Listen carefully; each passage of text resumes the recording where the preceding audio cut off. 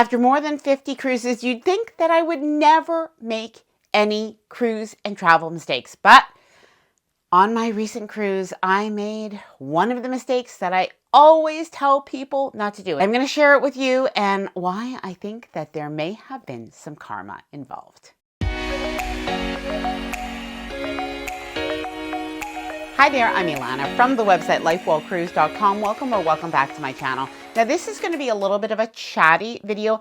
I am going to share a couple of my cruise mistakes, and they're very recent. Like one of them just happened a couple of weeks ago and the other one happened last summer, and I don't know if I've ever really shared that. I'm also going to share other cruise mistakes that experienced cruisers in the LifeWell Cruise community shared, because you know what, these are lessons for us all to learn and hopefully avoid.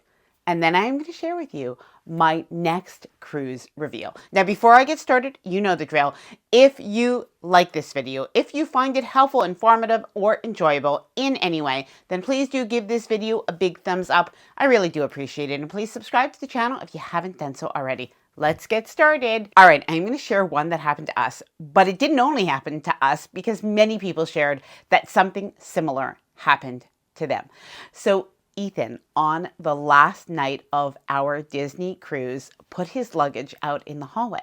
But what do you think he did? Well, he got undressed before going to bed and he put his clothes in. And, you know, it was late at night, only to realize in the morning that his pants were absolutely gone. All he had were his underwear to leave the ship with. And yes, this was a Disney cruise. Now, the only thing that happened to save us was the fact that I had our dirty laundry in our carry-on bag, which normally I wouldn't have even put in the carry-on bag. But because we had some dirty laundry, he was able to put on a pair of shorts to at least leave the cruise ship and then change into something clean at the airport. Now, I know Ethan is not the only one, because people have stories of having to leave the cruise ship in a robe or seeing other people wearing last night's clothing. Leaving items in the cruise ship safe. Many people shared stories of how they left their wallet or their car keys or their passport in the cruise ship safe. So this is definitely something that you're going to want to check before you leave the cabin. Make sure that you do a good sweep. A little good trick is either to put a Ziploc bag with your items right in the safe, or maybe even better is to put a shoe, one that you are going to wear to get off the cruise ship, into the safe to remember your items. All right, now this is a really big mistake, and I think a dumb mistake as well. And if you've ever been on a cruise and you know that people walk along the pier and there are those red or those yellow lines, you know, at the side, closest to the water, where you're not supposed to walk over those sides because you're getting a little bit too close to the edge. Well, that's right.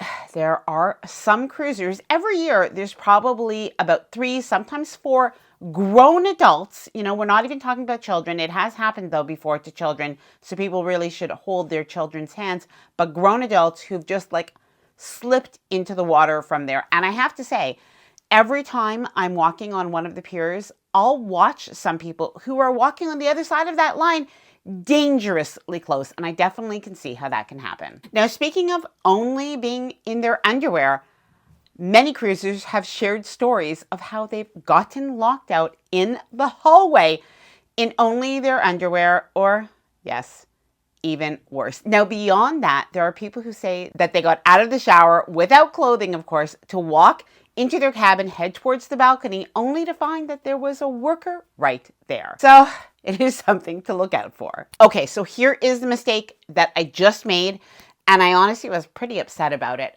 when I came back from my cruise. I guess about a day after my cruise, I noticed that I could not find my curling wand and my thermal hairbrush. And I thought, oh, it must be just in one of the other pieces of luggage. Maybe I put it in somebody else's, maybe I put it in the carry-on. You know, and I hadn't gotten around to unpacking everything. Maybe it was in a packing cube. Like, I was really looking. Maybe it was in a laundry bag. I could not find it. Well, after 2 days, I realized I just didn't have it. And it occurred to me that I think that what I did is that I left it on the cruise ship. In fact, I'm sure that I did, and I think the place that I left it was in the top drawer.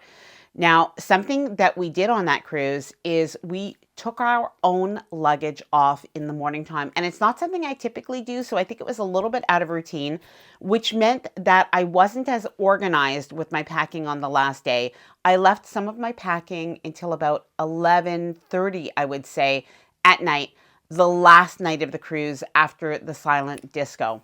Big mistake, because overall, I had things out, I had things packed and organized, but I think I just didn't have that extra time where the room was empty to be able to check everything. So I did not have my curling iron, my curling brush. I did actually fill out a lost and found form, and unfortunately it's come back that they haven't found anything. In addition to that, I think I lost a shoe. Yes, a shoe. One of my tan sandals that I absolutely love. Well, I've unpacked everything. It is not here. So I think it probably fell under the couch. So that is a lesson for me personally, to not leave packing to the last minute, and really to never, even though we've done a lot of cruises, to never neglect that sort of clean sweep. Now, why is it karma? Well, it is because this was a celebrity cruise. And about 3 years ago, I was on a celebrity cruise. And when we got off the cruise ship, it was raining. And there were umbrellas in the cabin, and I genuinely thought that you could take the umbrellas, that was kind of like taking a pair of slippers. And since then, many people told me, no, no, no, you're not supposed to take them. It's kind of like the robe. Well, the cruise line never did charge us for those umbrellas, so I think that this is karma. Now, in a couple of minutes, I am going to share my upcoming cruise. I am very excited about it, and I am going to share with you why. It's something completely new for us. But first, a few more things to learn from. Leaving a hanging toiletry bag in the bathroom. Now, this has not happened to us, but this has happened to many people, not only in cruise cabins, but even in hotel rooms. A lot of times when you have a hanging toiletry bag, you look for where you can hang that bag. And where do you hang it? Well, oftentimes on the bathroom door. Well, if you leave that hanging toiletry bag in the bathroom until the morning when you are leaving your cabin or your hotel room, the chance of you actually forgetting your hanging toiletry bag goes up. So that is something that we usually do is we actually take our hanging toiletry bag off, put it on a dresser. So at least I didn't forget that, but I know a lot of other people have. Having to attend and do everything. Now, this was something that was so commonly shared and people universally thought was a mistake, because then after the cruise, they are completely exhausted. Now, the one thing that I would say is the common thread to this one was that it pretty much happened to first-time cruisers. Now, please do let me know if that has ever happened to you. And by the way, let's make this a great resource for other people. So leave any mistakes that you've ever made down in the comments below. Not putting your phone in airplane mode. Now, on our recent cruise, we actually met somebody who didn't put their phone in airplane mode. I don't know how that ever worked out, but many people shared how on their first cruise, they didn't know that they should put their phone in airplane mode. And at the end of their cruise, they found out that they got a huge bill from their cell phone provider. Now, this one, I'm actually a little bit embarrassed to admit, but you don't know what you don't know. So we were on a river cruise last summer, and I have a video all about that, by the way, on Amma Waterways. Love the river cruise.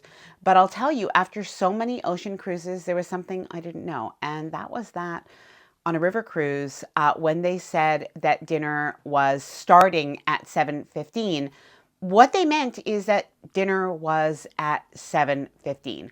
So I think I just assumed, we all did, that it was like open dining. So the first night of the river cruise, they said dinner was starting at 7:15. Well, we saw a lineup. So we said, you know what, we'll just wait till a little bit later when there's like no lineup. And we weren't that hungry at the time. So we walked up at 8 o'clock. And honestly, the maitre d' looked at us like there might have been something wrong with us, but we just didn't know. Anyway, they accommodated us. They were really very gracious about it.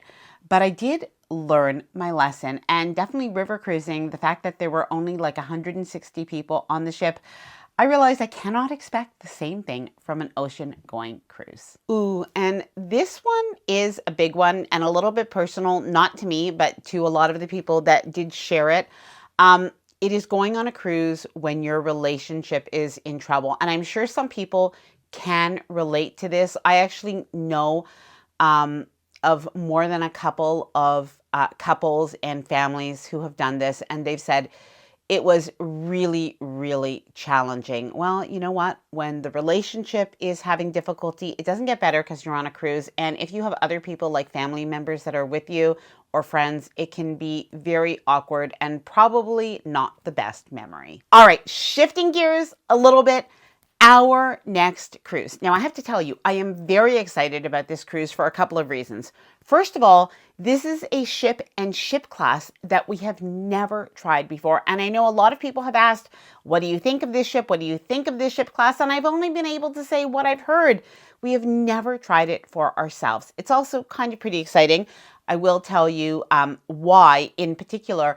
But the other reason is that this cruise line in particular, you know what, they've been in the news a little bit lately, and I am curious to see some of the changes. So without further ado, we are going to be on the Norwegian Luna on their naming and inaugural sailing. So it's a 3-day sailing. Now, Norwegian Luna has actually been sailing, I think it's transatlantic. I don't know if it did Europe before then.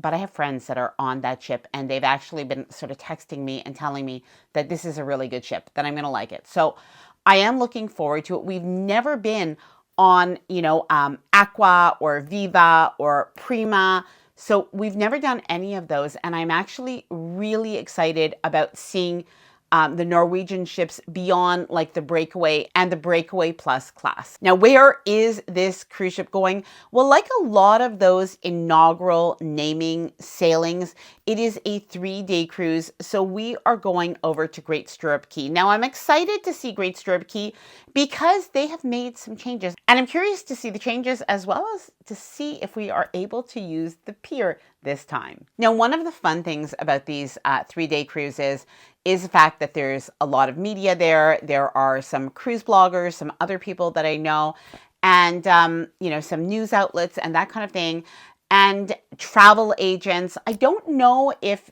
it's also open to regular guests or not. And just to let you know, this is hosted by Norwegian Cruise Line, so we're just hosted as media. But yeah, we're really excited to go, and I'm really excited to kind of let you know what you might want to know about the ship, but also about some of the recent things that have been going on with Norwegian. So I think I'm due to make a video about Norwegian. So let me know any of the questions that you might have. And as an aside, we are flying into Florida a couple of days early. I really wanted to have a couple of land vacation days where we kind of just chill out a little bit. I've been feeling a little bit tired lately, and I'm just going to spend a couple of days that I maybe head to the beach, maybe do a little bit of shopping in the Delray Beach area, which I love. So if anybody does have any recommendations in Delray Beach or in Boca or Pompano or Deerfield or anywhere like that, please let me know as well. Now, I hope that you enjoyed this little video and catch up. I always like to chat with you and hear from you, especially what you'd like to see in future videos. If you did enjoy the video, please do give it a big thumbs up. I really do appreciate it. And please subscribe to the channel if you haven't done so already. Bye for now and happy cruising.